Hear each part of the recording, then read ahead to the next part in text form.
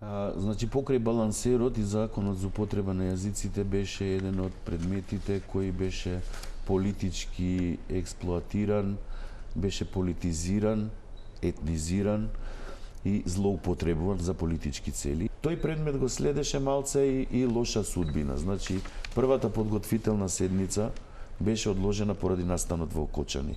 Значи, тоа требаше да се одржи само 2 дена по таа трагедија. Втората подготвителна седница беше одложена поради одлуката на Управниот суд. Судијата известител беше тангирана со таа одлука на Управниот суд. И практично останавте без еден судија. Во тој случај, според нашиот акт, предметот го зема друг судија известител. Тој друг судија известител има рок од 6 месеци да го проучи предметот, затоа што он не мора да се согласи со правните стојалишта на претходниот судија. Тие 6 месеци истекуваат овој месец.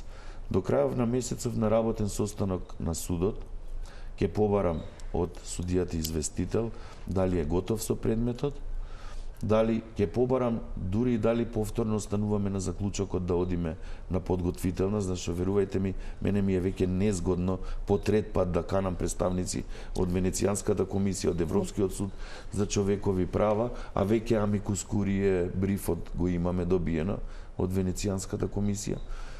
Што значи дека тој предмет ќе биде изнесен или на подготвителна, или директно на седница за одлучување. Тоа ќе зависи од најкасно февруари месец.